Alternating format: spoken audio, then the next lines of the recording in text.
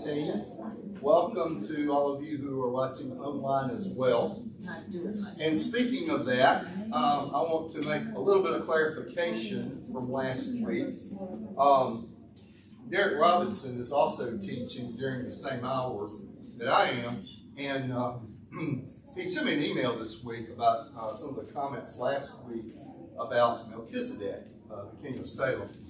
And I just wanted to clarify, he thought that might have left the impression that the Jews had kind of borrowed their religion from the Canaanite religions around them. And I certainly didn't mean to insinuate that. I think we'll see pretty clearly today that their religion, worshiping Yahweh, came from Yahweh revealing himself, first to Abraham and then to Isaac and Jacob. So there are some liberal scholars out there, I think, who kind of promote that idea that, well, the Jews, they just copied what the Canaanites were doing. That wasn't what I meant to be saying last week. I was just pointing out that Salem or Jerusalem at that time was a Canaanite city. And there weren't any other Jews around to worship Yahweh except Abraham. He was basically the only Jew alive at that time. So that's why it's thought that Melchizedek was a pagan king. Yes, ma'am.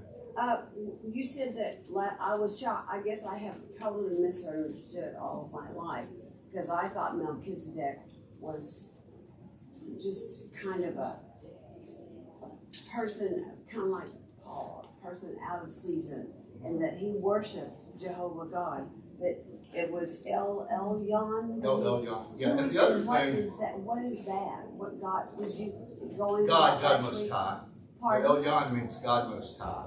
And well, was he worshiping? And that was a very common inscription. You find it in Ugaritic and Phoenician and Greek and all these different languages. That was a very common use of Canaanite people for their gods. So Abraham kind of took that and co-opted and applied it to Yahweh. It's interesting. I've got a commentary by a guy named Bill Arnold up in Kentucky who's really good. He's a pretty conservative scholar, and he thinks that in doing so, Abraham was kind of marking that Salem area there as the future Davidic kingdom and the covenant or the priesthood that would come through King David to Jesus, obviously being the priest. And that's what it's talking about in Hebrews when it says that the priesthood through Melchizedek is greater than the priesthood through Levi or Aaron, the Levitical priesthood. So it's just kind of an interesting take on it. Yeah. Just to clarify, Most High, God Most High. Is he worshiping Jehovah God or not? Well, I don't think so. I think he's probably worshiping the Canaanite God there, whichever one it was. What he's referring to, in his mind, his Canaanite God is God Most High. Just like in Babylon, Marduk was probably experienced God Most High. It's just a title that they use for their different gods. Now, I will concede, and I told Derek this too, because he kind of pushed back on me a little bit with this too. It's possible, I suppose, that God actually revealed himself to Melchizedek, and he worshipped him. But there wasn't any Yahweh worship going on in Jerusalem because there weren't any Jews in Jerusalem at that point in time. I guess that was kind of what I had thought. We don't know that. It's not in the text, and it's kind of important. You think if that were true, it would be in the text. But I guess there is an outside chance. But most people believe that he was just another one of the Canaanite priests, like there were many. And that was common for them. But the important point is that Abraham uses that and applies it to Yahweh. He said, no, this is the God Most High. This one over here, the one we've got, he's the God Most High. And they did not borrow their religion from these other people. Their religion came from direct revelation by Yahweh himself to Abraham, Isaac, and Jacob, as we will see today. So hopefully that clarifies things a little bit. I appreciate Derek and making that observation, and because I hadn't even thought about it being interpreted in that way. So that was very helpful. It seems like that if Melchizedek is that great a person in the Bible, that he would have been spoken of a lot more throughout the Bible. Yeah. Very little said about him. Very little. No beginning, no end. He's kind of an interesting guy. Okay, so here we are. Today is September the 11th. We're supposed to get through chapter 19 today, okay? We got just a little bit of 15 to still pick up. So I'm going to go kind of quickly. But the first thing we're going to talk about is chapter 15, which I believe is one of the most important texts in the Bible. And I'm actually going to read this text this morning, but we can't read 4 or 5 chapters every Sunday. We never get done. That's why I ask you to read ahead of time. But this one is so important, I'm going to read this text.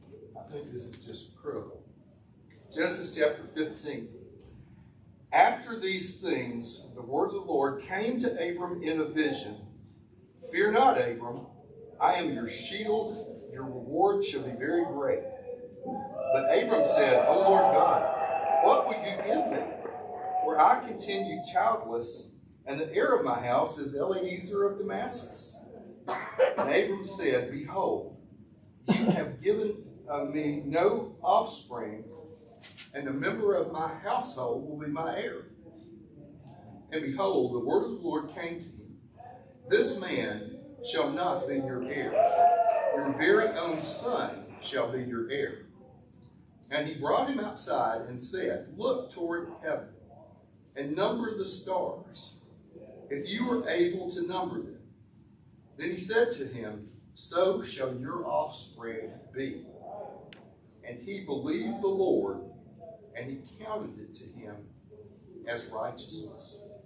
It goes on further. That's all I'm going to read for right now. But, this is an amazing passage. Obviously, it gets picked up by Paul in Galatians and Romans, pointing out the fact that Abraham was considered righteous because of his faith, even before the law was ever given. This is long before Moses given the Ten Commandments. So Abraham didn't get righteous by observing the Ten Commandments. He got righteous for his faith, his belief in God.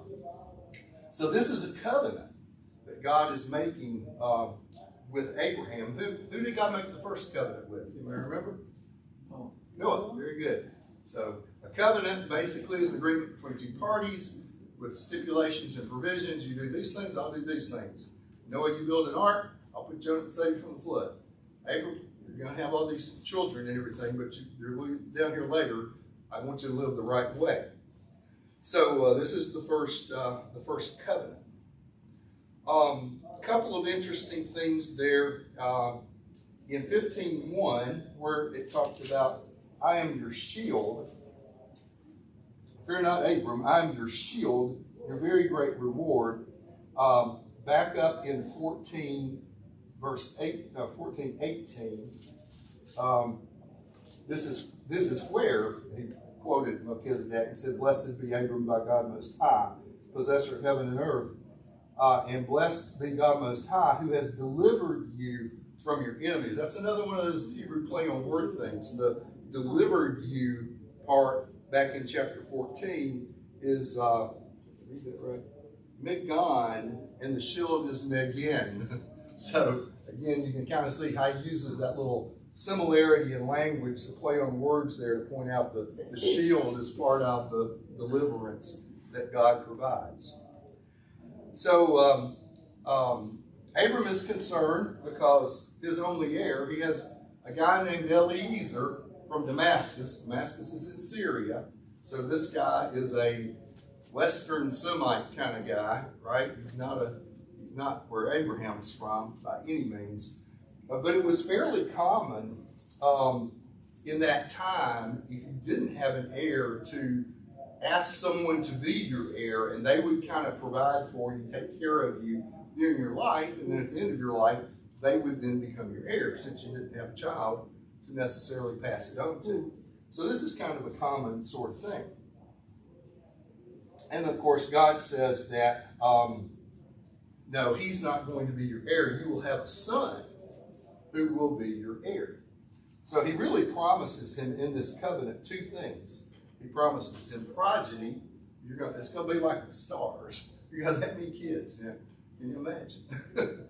Having that many kids. And you will have possession of land.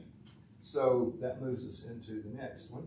He says, from the river of Egypt to the Euphrates, that's all of the land that he's going to be able to have, which is basically the land today that Israel occupies. Not all of it probably, but a good part of it. And they have, at various times, had larger and smaller pieces of that.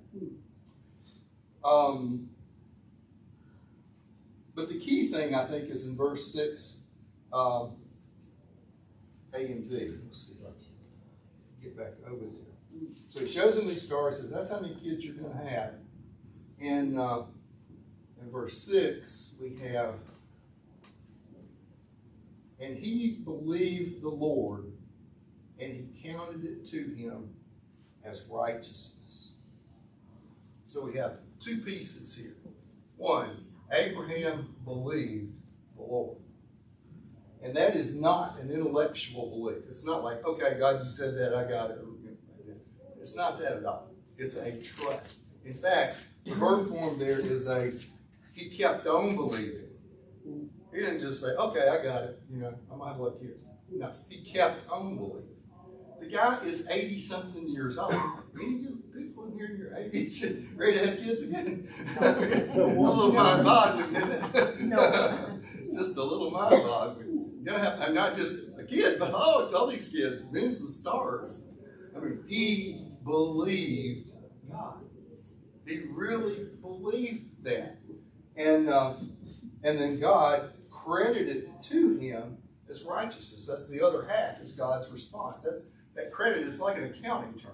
It's like, you balance your books. And, God, because of Abraham's faith, he gave him righteousness in his sight because of that.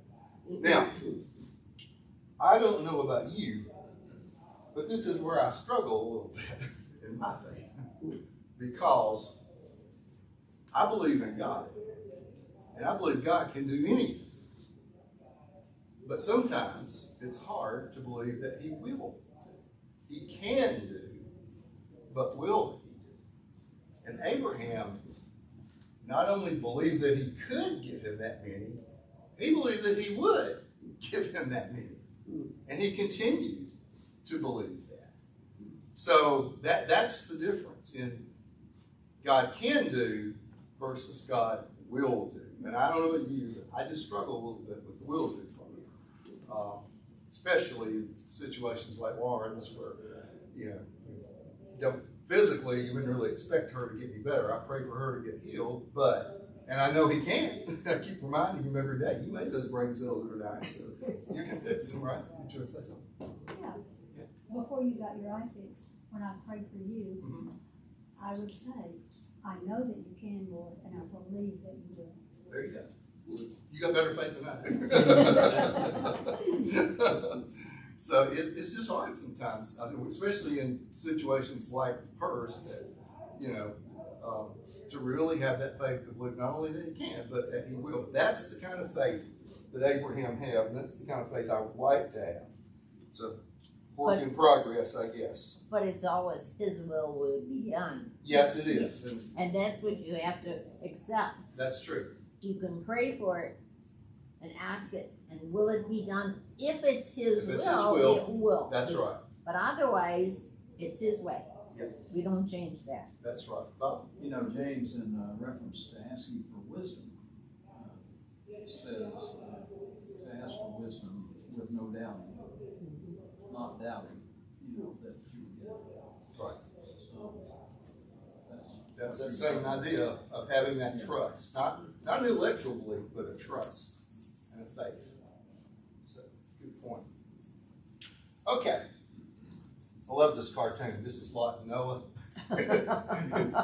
While Lot was obviously going to miss his wife desperately, he could see no reason not to make the best of the situation. A little salt on the french fries. Who comes up with these things? Okay, so let's move on now into chapter 16. This is the story of Hagar, Sarah, and Abraham. I think you all are pretty familiar with this story, so we're not going to read all of it. But I just want to point out that, so the situation is he has an heir, Eliezer. God says, no, you're going to have your very own son, but they're both old. I mean, he's in his 80s, she's probably in her 70s. I think she was 20 years younger. So they're both pretty old. So, they're trying to figure out, how's this going to happen? How are we going to have a son? And so Sarah comes up with this scheme to give Abraham his slave girl, Hagar. And so here, you have a child by her. I'm sure that took a lot of persuasion for Abraham. Do you think that was God's will? No, I don't. That happened, that scheme? We see God's will later when Isaac comes along. They are trying either to help God or, to kind of supplement here. Hurry him along. Yeah. The one thing I wanted to point out, though, was that it was a real disgrace to be barren at that time, that culture. In fact, up to this point, we're in chapter 16. It's the first time we've heard about a woman being barren. The charge from chapter 1 was go forth and multiply, right? That's what God commanded them to do, go forth and multiply. And here's a lady who can't have kids. So it would have been a disgrace, both an affront to her husband that she couldn't bear kids, but also, in addition to that, almost like a condemnation from heaven, like God's preventing me. In fact, she kind of almost says that in the language there. He's preventing me from having kids. So this is a bad situation. So you can kind of see why they might come up with this scheme. The other thing that's kind of interesting about this is that while it looks kind of weird to us that she would offer her slave girl for him to have sex with, that was not unusual in that time. The rule was monogamy, as it should be, but polygamy and having concubines was never illegal back then. In fact, later on, we'll see Jacob has Leah and Rachel, and they both give him one of their slave girls. So it was very common. It wasn't as unusual as we might think about it.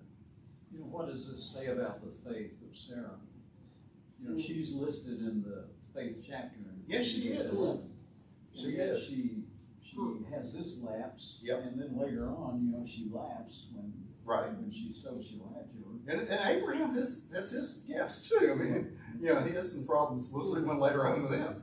So you're right. Both of them, they're imperfect people by any means. And maybe the fact that, I think it's a good point, the fact that she is commended in Hebrews in that list, maybe she really thinks that this is how she's going to help God do it. I mean, but that wasn't the promise. The promise wasn't you'll have a son by your slave girl. The promise is you'll have one from Sarah. Yes. She was beyond childbearing age. Mm-hmm. So therefore... Yeah, she probably saw no way out, right? How can this happen? How can this happen? But it reminds me of Mary. And she was aged to bear children, but she's never been with a man. Right. So how can I have a child? Exactly. Yep, Sarah didn't know Mary. I understand that, but I'm on the far end of the chain, and I did. So it's just kind of the same thing. We see the miracles of God. Okay, a couple of things to point out here about the language. I don't know how I read that in ESV. Let me go back and look at it. The children, she had a female Egyptian servant. In 16:1, ESV says she had a servant. The word there is the word shifha, which basically means slave girl. A lot of translations will use handmaiden, servant, maiden. It was a slave, basically. This was Sarah's slave that he gave to her. Also,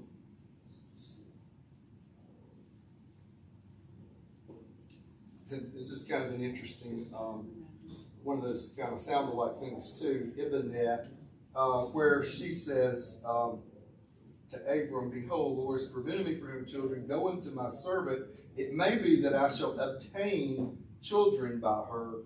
That obtain is a word, ibna, which kind of sounds like Ben, which means son, he's kind of saying, I will be sunned by her. I will have a son, I will be sunned by her. So that was kind of interesting. And then Isha is the word used to describe Hagar, so which is a wife, not a concubine. Or so she's actually giving her to him as a wife per se. So just interesting stuff about them. Now it's funny that let's see where I go next. Yeah, it's funny that in this scenario, because of the culture, because of their customs, and it not being illegal, all three of them are innocent of anything sexual impropriety here. This is perfectly fine as far as that goes in their culture. But all three are guilty for other reasons. Okay? So you know how the story goes. All three of them, well, first off,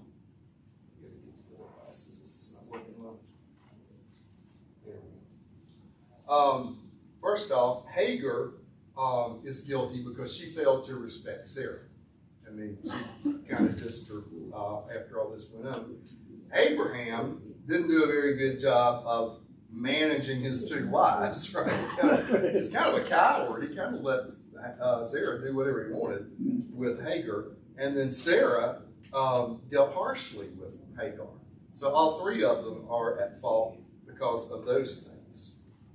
So what we have here, we have Sarah sending Hagar away, and she goes down to Shur, which is in the Negev. She looks like she's on her way back home to Egypt, and she stops in Shur and meets an angel there.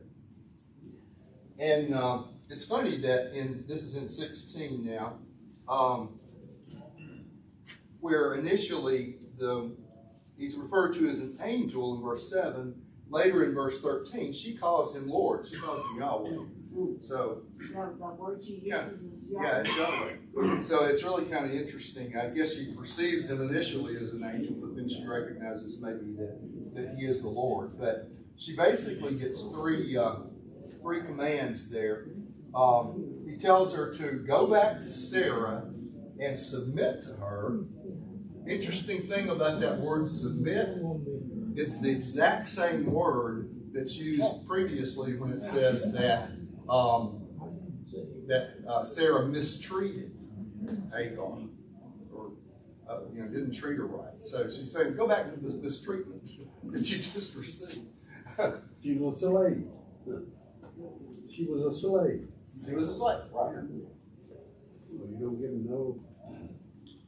The angel also said that she would multiply Hagar's seed. So just like the promise that had been made to Abram, Hagar got the same promise. And in fact, I don't know if you realize this or not, but Ishmael wound up just like the Israelite line. He had 12 sons too. So he was a patriarch too, just like Abraham and Isaac and Jacob. Or Jacob, I guess. And then the angel announces the birth of Ishmael. Ishmael means God has heard. So she's out there running away, not in a good place, in the desert, probably close to death. And yet God hears her and tells her to go back. We're going to take that one off. That means, Ishmael means what? God has heard. He heard her cries. Her outcry. In fact, I think there's something in here about outcry. I can find it. I write my notes too small so I can see.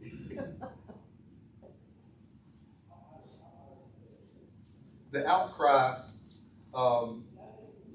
word there is kind of akin to, I know, it comes up later with Sodom and Gomorrah. The outcry there is kind of like the outcry from the flood and this and other places where God is hearing. So this place, she calls him El Roy, the God who sees me, and the place is then named Be'er Lahai, which means the wall of the living one who sees me. And the wall, it was thought to be that Shur was a place where the Egyptian kind of borderline was, and they had a wall kind of thing there. So now historically, I don't know if that's true or not. That's kind of what I've read.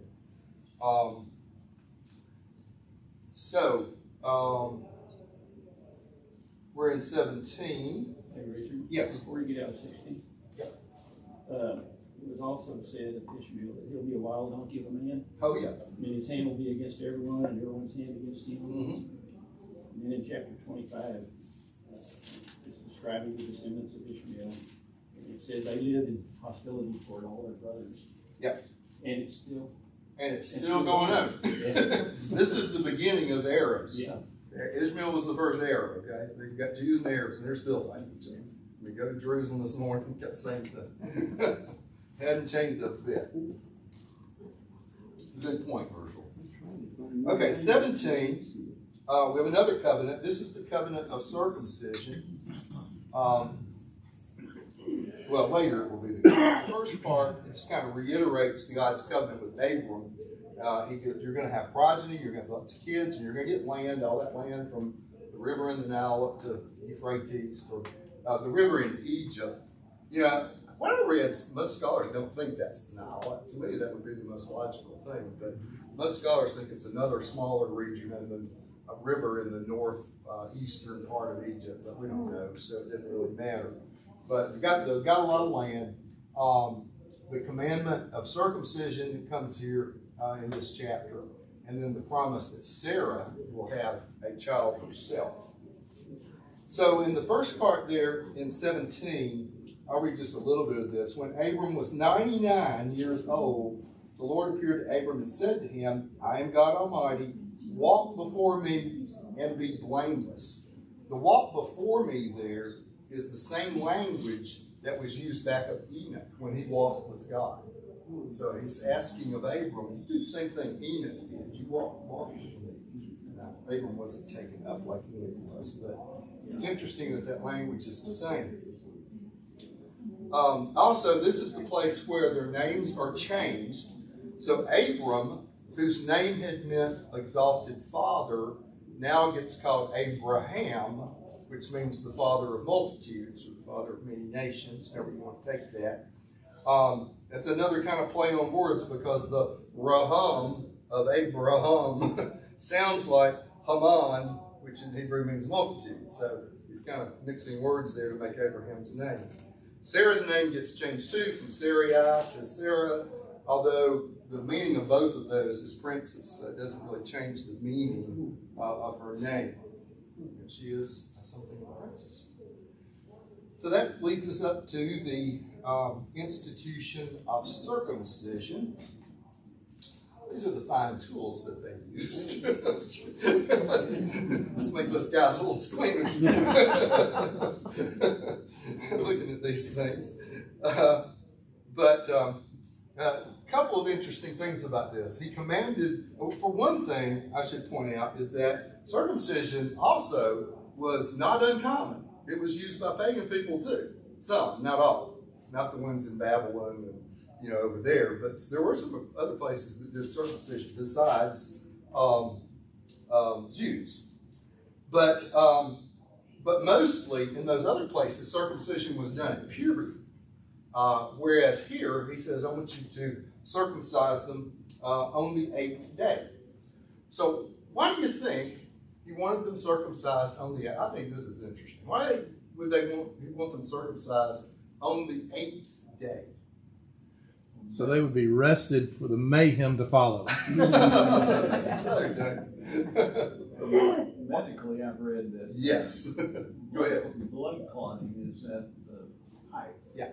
When you're born, your liver has to make clotting factors for your blood.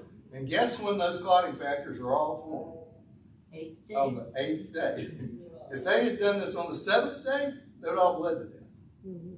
So that to me is just one of those kind of evidences that they didn't know anything about clotting factors back then, obviously. They just did what God said. But he knew because he made the clotting factors, right? It's interesting that Gentiles, in centuries past, that Gentiles have, or in the last few centuries, I guess, that Gentiles have accepted that practice up until now. It's in question, but And it's not done 8 days later, it's done in the hospital. Yeah. In the first day. Yeah. So, that's kind of strange. But, But do Jews today still practice I the think 8th they, day? I think they do. I have to ask them. I've got a few Jewish friends. I have to ask some of them, but I think they do. The other thing, you had a thought now, I think I lost it. I'm sorry. That's okay. That's okay. Oh, yeah, it's also thought that this is kind of analogous to the cutting of the flesh. I didn't go into this a minute ago, but back in when that first covenant was put into place there, they had that weird ceremony where he brought out the animals and cut them in half, and the torch passed back and forth. That was kind of a common ritual too, for like confirming, like making a covenant legally binding. And it's thought that this was kind of akin. The cutting of the flesh was kind of like the cutting of those animals in that little ceremony that went on back there previously. So, just interesting stuff. Okay, so there are 5 speeches. The 5th one got left off. I thought I fixed that, but there are 5 divine speeches to Abraham in chapter 17. In verses 1 and 2, we have the basic covenant itself and the admonition to multiply, to go forth and multiply. The second speech is in verses 4 through 8. That's where we see that Abraham is going to be the father of many nations, and his name gets changed from Abram to Abraham. The third one is in verses 9 through 14, which is about circumcision that we just looked at. The fourth one is in 15 and 16, where God reveals that you're going to have a son by Sarah, not just by Hagar, and she gets a name change. And then the fifth one is in verses 19 through 21, where both of the sons are going to be blessed, not just Isaac, but also Ishmael. They're going to be blessed, but the covenant is going to come through Isaac, not through Ishmael. So there's a very clear distinction there in verses 19 through 21. Interesting that Isaac's name, which in Hebrew is Yitzhak, you may remember, I think they had a prime minister not too many years ago, like Yitzhak Rabin. Yeah. Same name. Basically means Isaac. But Yitzhak in Hebrew means he laughs. And of course that's what happened. When they were told this, they just laughed. And it comes off the verb shahak, which means laugh. So there we have the real covenant now coming to Abraham. You're going to have all these kids, and it's not going to be through your slave girl, Hagar. It's not the Ishmael. It's going to be through another son from Sarah who is named Isaac. And then in, where are we now? Is this 18 yet? Yep. Yeah. Okay, so 18, we have these visitors. These 3 visitors come to him. And, I don't want to read this whole chapter because it's a little long, but it's interesting that they appear to be human, but later one of them is identified as being Yahweh. So there's 2 angels that they all 3, I guess, look like men to Abram, because he doesn't seem to be, taken aback by it. He lifted his eyes and looked, and behold, 3 men were standing in front of him. So all he sees is 3 men. But there's 2 angels and the Lord are there before him. And this is where we're kind of getting up toward Sodom and Gomorrah. In verse 9, they say to him, "Where is Sarah, your wife?" Well, he's never seen these guys in his life, so how do they know who Sarah is and that she's his wife? That clearly they are something more than normal people, right? That they have some kind of foreknowledge there that makes it clear that they are not humans. They are angels and God. And then there is some thought out there that this is the Trinity, that there's 3 of them, so one's the Lord, one's Jesus, and one's the Holy Spirit. There really isn't any good textual basis for that. It really appears from the text to be more that one of them is the Lord. That's pretty clear in the few verses following. The other 2 appear to be angels, not necessarily Jesus or the Holy Spirit. So that's a little bit of speculation that's out there a little bit. And in verse 19, we have the kind of the conditions of the covenant here with Abraham, where he says that I've chosen him that he may command his children and his household after him to keep the way of the Lord by doing righteousness and justice, so that the Lord may bring to Abraham what he has promised him. So, again, covenants are conditional. He's promised progeny and land, but the condition is that he practices righteousness and justice. That's the other half. That's Abraham's part of the covenant. And it's interesting that he brings that up there because righteousness and justice are issues in Sodom and Gomorrah, which is where we are going next, into chapter 19. So, any questions? I'll stop just a second. I'm going fast. I know. I'm trying to get through 19. So we don't have time. Any questions on any of this so far? Okay, so let's get to chapter 19. Again, you know the story. It's not in Gomorrah, so I'm not going to read this whole thing. But this is where there's that, the word is outcry. The Lord says, I've heard an outcry from Sodom and Gomorrah. That word, za'ak, is basically a term that's used a lot in the Psalms and in the various prophets to indicate a shriek of torment, of oppression. So that's kind of what's going on in Sodom and Gomorrah. People are being oppressed. And so in verse 23, where we see Abram kind of bartering with God a little bit here about sparing the city, because Lot's living there, right? He doesn't want Lot to be caught up in all of this. In verse 23, Now Lot chose this area, right? With Abraham's already given, right. and you pick, Lot and Lot decided to has go down chosen this area. That's right, and he's living there. So yeah, this is back in 1823. Abraham drew near and said, will you indeed sweep away the righteous with the wicked? That term there, drawing near, is kind of a legal term. Some versions may say he stepped forward. But that was something they would do if they were making a legal case or a complaint or plea. They would step forward to the person to make that particular claim or plea. And so Abraham does this with Yahweh. And then the words there here are interesting too. He says, will you indeed sweep away the righteous with the wicked? And then he goes, what if there's 50? What if there's 45? What if there's 40? Kind of works its way down to 10. The word for innocent people is tazik, which means righteous. And the word for guilty is rasha, which is wicked.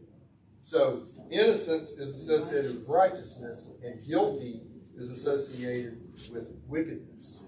And he said, you don't want to sweep them all away. You know, not the righteous and the wicked, not the innocent and the guilty together in doing that. So, you know the story. They get down to 10. Why doesn't he go to 5? 5 would have covered Lot and his people, right? 10 did not cover Lot and his people. There were less than 10 of them. 10 was kind of a common minimal administrative unit that they would use culturally for community organization type things. So it's kind of customary that 10 would be the cutoff point for things like this.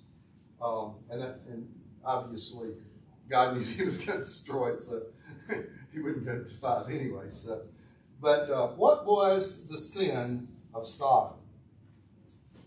Why? They got blasted away. So, what was the sin of Sodom? Okay, that's what comes to everybody's mind right off the bat, and that is correct. That's one part of it. It's easier to say what wasn't the sin. Yeah, that's probably true because there's at least 3 big problems in Sodom and Gomorrah. One is homosexuality, and I don't know. I don't believe any of this stuff.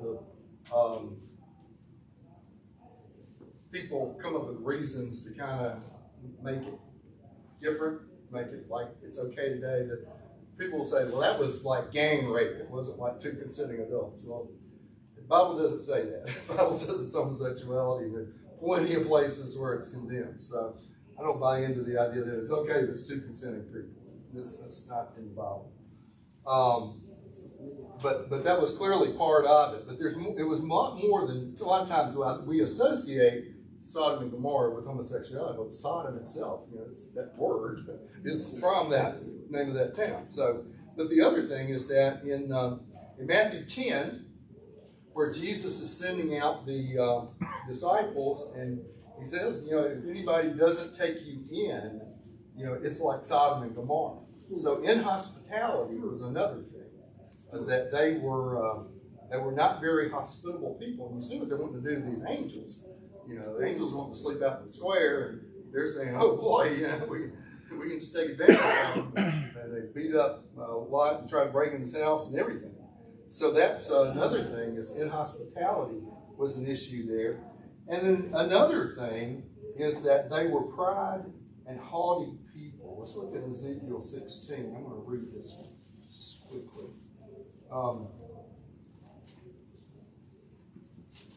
Because it's pretty clear here. Now, Jude 7 also mentions the homosexuality. So again, that is confirmed in the New Testament as well, that that's part of their sin. But look at Ezekiel 16, 49 and 50. Is homosexuality common or accepted in that culture then? I don't, but was it accepted in Jewish culture Right, later but on? In this, these are still pagan. Yeah, Pagans. my hunch is the kind of things are like they are today. There's probably a certain number of people like that. And I don't think they probably pushed and promoted it like people do today. I mean, we're kind of living in the area of everybody's rights and claiming that's a civil right and that sort of thing. I don't think that was like that back then, but I'm sure there were people like that who practiced it. No gay parades. Yeah, no gay parades back then. I don't think. What verses did I say? 49 and 50.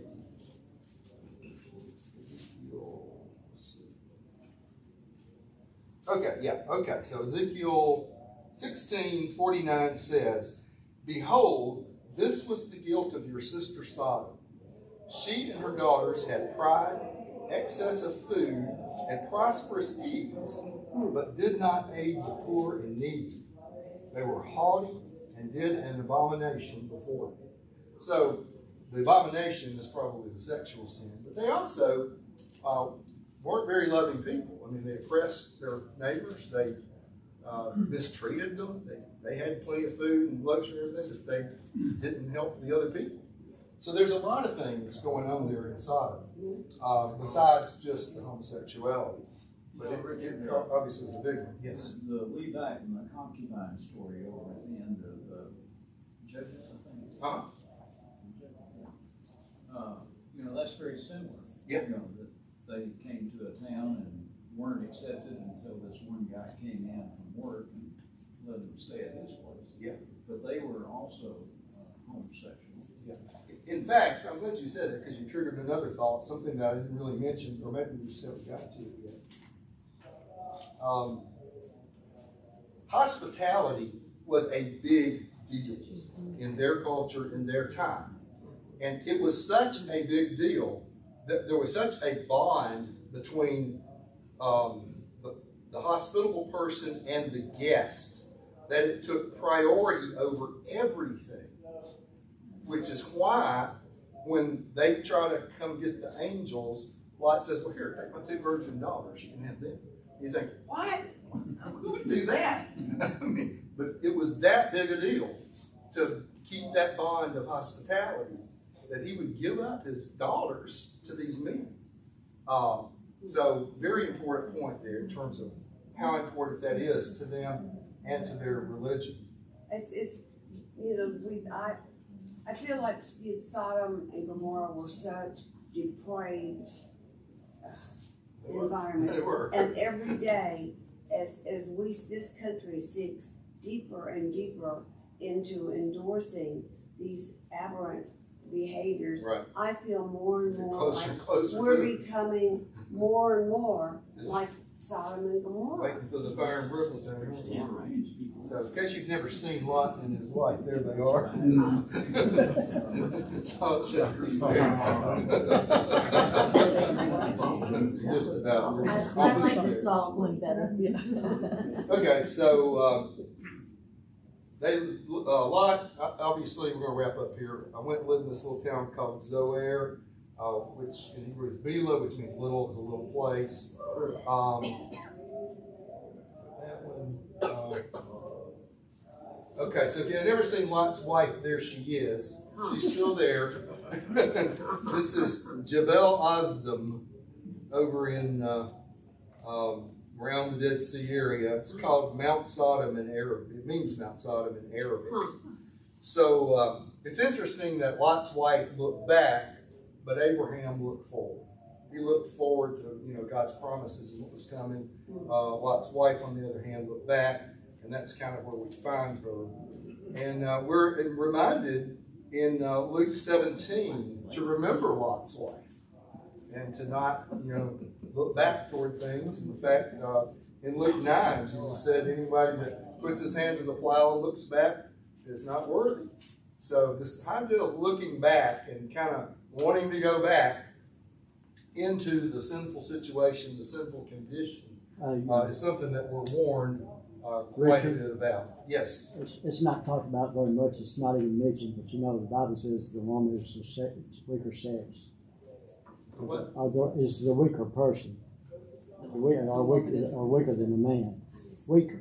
Or weak. Yeah. And that's because she wasn't strong enough to look forward. She could look backwards. I see what you're saying. Yeah. I don't know if that's biblical or not, but